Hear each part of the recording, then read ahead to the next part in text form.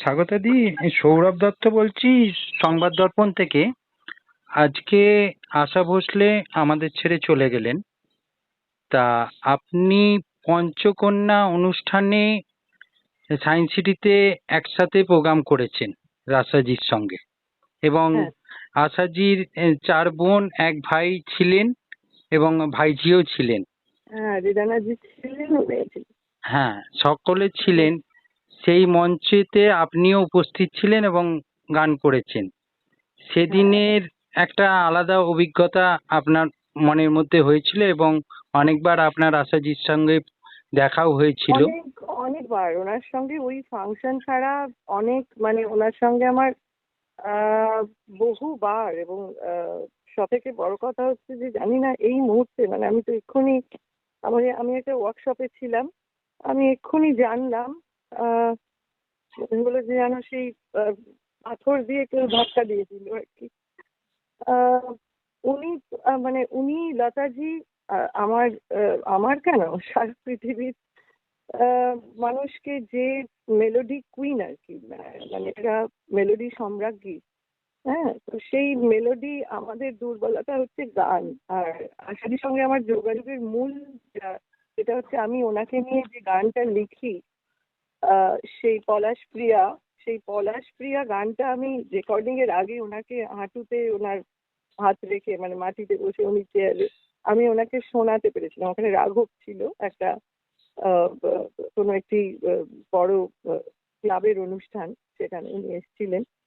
তারপর সৌভিক দাশগুপ্ত, যিনি ইন্ডো অক্সিডেন্টালের ইয়ে ছিলেন, চেয়ারম্যান, সেই সৌভিক আলাপ করিয়ে দিয়েছিল। এবং উনি বলেছিলেন যে সৌভিক খুব ভালো গান করে, ওর একটু রেকর্ডিং হবে। উনি জানতেন না যে আমি আহ, একটু একটু গাই বা আমার রেকর্ড আছে।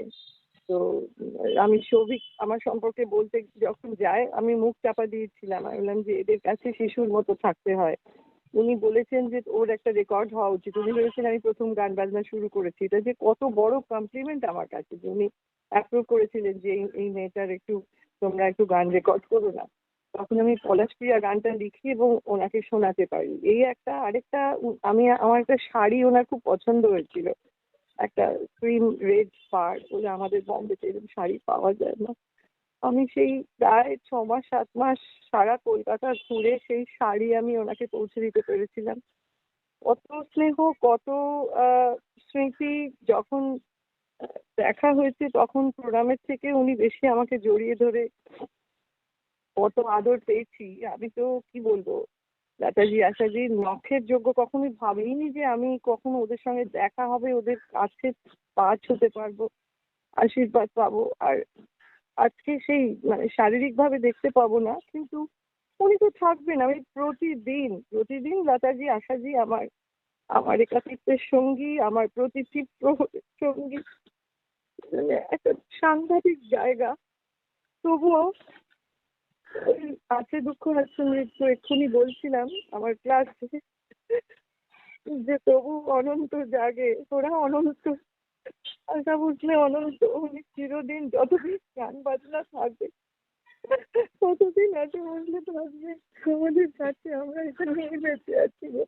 হ্যাঁ, এবং একটা ব্যাপার যে 92 বছর পর্যন্ত উনি গানের রেওয়াজও করে গেছেন সেটাই এবং তো। 14টা ভাষায় গান গেয়েছেন 12,000-এর ওপর।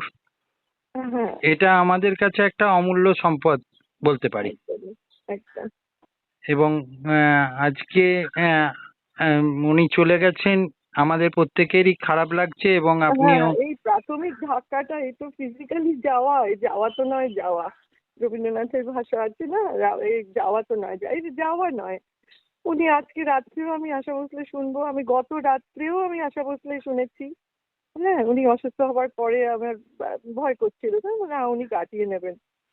কিছুদিন আগে ওনার একটা প্রোগ্রাম ইউটিউবে দেখছিলাম, হ্যাঁ, যে কিরকম এটা ঈশ্বরের কত, মানে কতটা আহ, ইয়ে পেলে, ব্লেসিং পেলে আহ, এইরকম ভাবে চিরদিন মেলোডিটাকে রেখে দেওয়া যায়। তো আমি কখনো বলবো না অপূরণীয় ক্ষতি, সবাই তো ওটা বলে, আমি বললাম না। তার কারণ উনি যা দিয়ে গেছেন, উনি কষ্ট পাচ্ছেন না, সেটা তো একটা বার্ধক্যের একটা কষ্ট আছে।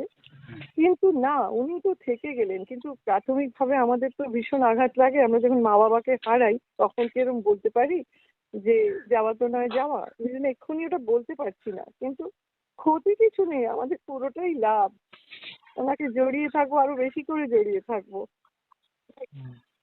ঠিক আছে, সংবাদ দর্পণে আপনার আজকে প্রচন্ড মর্মাহত হওয়ার দিনই। হ্যাঁ, আপনাকে সংবাদ দর্পণের পক্ষ থেকে অশেষ ধন্যবাদ। আমার নমস্কার, উনি শান্তিতে থাকুন আমাদের আশা মসলে। ধন্যবাদ দিদি।